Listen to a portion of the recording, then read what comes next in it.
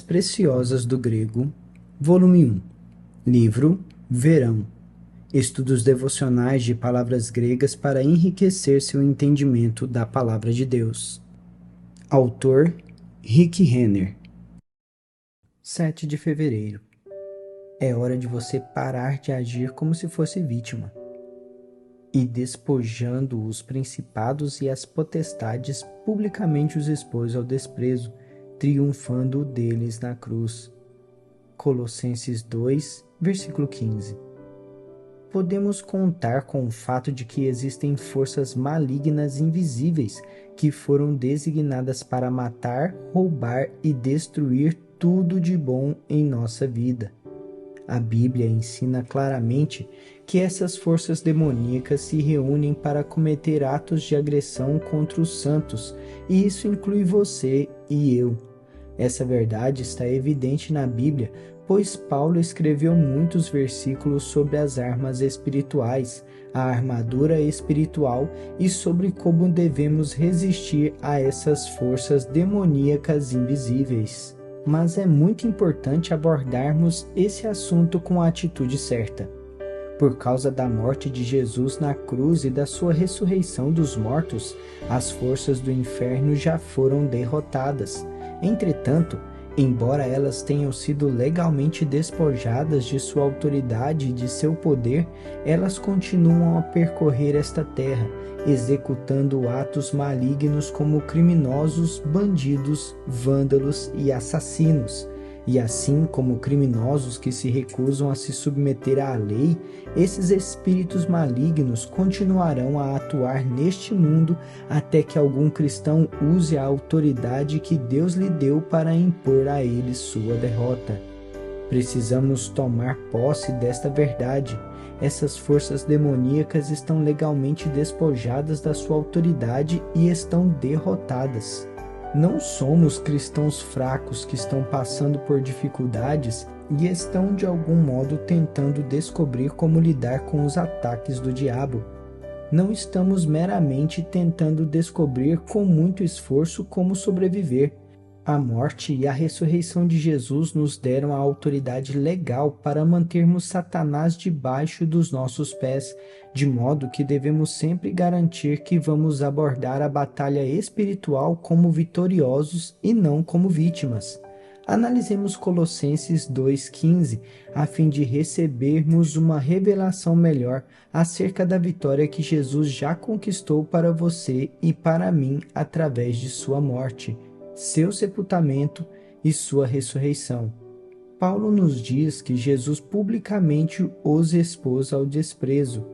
A palavra publicamente foi extraída da palavra parresia, uma palavra que é usada ao longo dos livros do Novo Testamento para denotar ousadia ou confiança.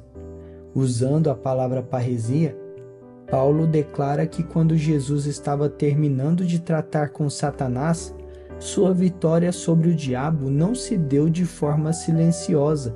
Ao contrário, Jesus expôs e exibiu com ousadia, confiança e alta voz o inimigo, agora morto, diante dos exércitos do céu. Não se deixe enganar. Quando Jesus publicamente os expôs ao desprezo, foi um show tremendamente espetacular. O versículo continua: publicamente os expôs ao desprezo, triunfando deles na cruz.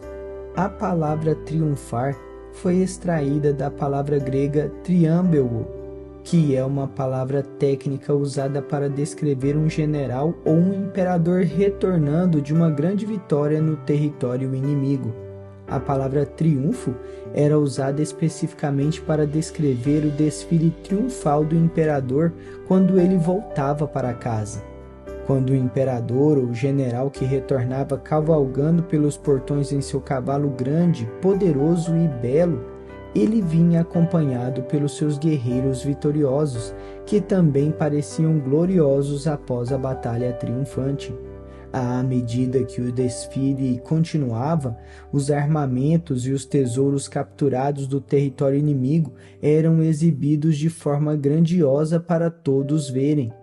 O grande final dessa procissão triunfal era o próprio governante estrangeiro. esse governante havia sido espancado e preso em cadeias e agora era obrigado a andar em desgraça, vergonha, desonra, constrangimento e humilhação, enquanto as multidões de pessoas vinham celebrar sua derrota e dar uma espiada no oponente que um dia havia sido poderoso, mas agora estava totalmente derrotado. Assim, quando Colossenses 2,15 declara que Jesus triunfou sobre os poderes malignos, essa palavra está declarando explicitamente que Jesus desmantelou o inimigo pedaço por pedaço, enquanto despojava completamente os principados e potestades. Quando Jesus terminou de lidar com essas forças demoníacas, elas haviam sido completamente saqueadas, despojadas até a nudez total e deixadas sem nada nas mãos para retalhar. Por causa das palavras parresia e triúmbeo, Colossenses 2,15 transmite essa ideia. Ele entrou galantemente no céu, cavalgando para celebrar sua vitória e a derrota de Satanás e de suas forças. Como parte desse processo triunfal, ele exibiu os despojos capturados da mão do inimigo, mas o maior espetáculo de todos ocorreu quando o próprio inimigo foi publicamente exibido como alguém capturado, desonrado, incapacitado, derrotado, humilhado e despojado. A vitória de Jesus sobre Satanás foi um acontecimento solene. Quando Jesus retornou, ele estava totalmente triunfante. A festa que o céu deu naquele dia foi majestosa. Todos os exércitos do céu vieram para celebrar a vitória de Jesus e a queda e derrota de Satanás.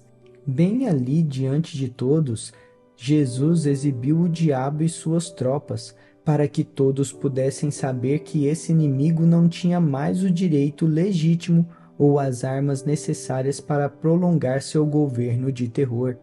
Mais uma vez, Satanás não é uma força que estamos tentando derrotar, ele já está derrotado, mas pelo fato de que poucos cristãos sabem como usar efetivamente a autoridade que Deus lhes deu para resistirem a Satanás, ele continua tentando operar ilegalmente e causar dano às almas dos homens e até à própria criação. Independentemente de que estratégia demoníaca possa se levantar contra você neste dia, ou de quantos demônios estejam reunidos para sua destruição, você nunca tem de ser derrotado. Jesus saqueou o inimigo quando ele ressuscitou dos mortos. Assim, quando se olha no espelho, você precisa aprender a se ver como alguém que já tem a vitória. Você já tem a autoridade necessária para manter Satanás debaixo dos seus pés, que é o lugar dele. Lembre-se, você não é mais uma vítima, você é um vencedor. Então, faça essa oração comigo. Senhor, agradeço pela vitória que tu conquistastes pela tua ressurreição dos mortos. Ninguém mais poderia ter feito o que tu fizeste por nós. Tu invadiste o inferno, quebraste o poder das suas forças demoníacas, capturaste a artilharia deles e amarraste o diabo. E porque tu fizeste tudo isso, tu nos libertaste. Tu és o nosso grande vencedor, o nosso grandioso campeão, e tu és o Senhor de todos os senhores. Obrigado por me lavar com teu sangue e por me conceder a honra de ser chamado um filho de Deus e co-herdeiro contigo. Assim eu oro em nome de Jesus. Agora faça essa confissão. Confesso que Satanás não é uma força que estou tentando derrotar porque ele já está derrotado. Uso a autoridade que Deus me deu para resistir a ele e ele foge de mim. Não importa que estratégia demoníaca possa se levantar contra mim neste dia, ou quantos demônios possam tentar se reunir para minha destruição, eu nunca tenho de ceder à derrota. Quando olho no espelho, vejo alguém que já tem a vitória. Tenho a autoridade necessária para manter Satanás debaixo dos meus pés, que é o seu lugar. Declaro isso pela fé em nome de Jesus. Agora reflita nestas questões. Você encara a vida como se fosse um campeão vitorioso ou uma vítima passando por dificuldades? Você cede à derrota rapidamente ou fica firme e se recusa a ser derrotado? Que mudança você poderia fazer em seus pensamentos, suas palavras e suas atitudes para ajudá-lo a manter uma abordagem mais vitoriosa com relação à vida? Por causa da morte de Jesus na cruz e da sua ressurreição dos mortos, as forças do inferno já foram derrotadas. Entretanto, embora elas tenham sido legalmente despojadas de sua autoridade e de seu poder, elas continuam a percorrer essa terra, executando atos malignos como criminosos, bandidos, vândalos e assassinos. E assim como criminosos que se recusam a se submeter à lei, esses espíritos malignos continuarão a atuar neste mundo até que algum.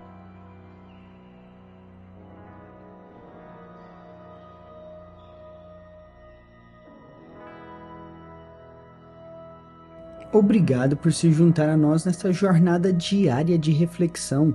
Continue aprofundando diariamente conosco nessas pedras preciosas que é o entendimento da palavra de Deus através do estudo do grego.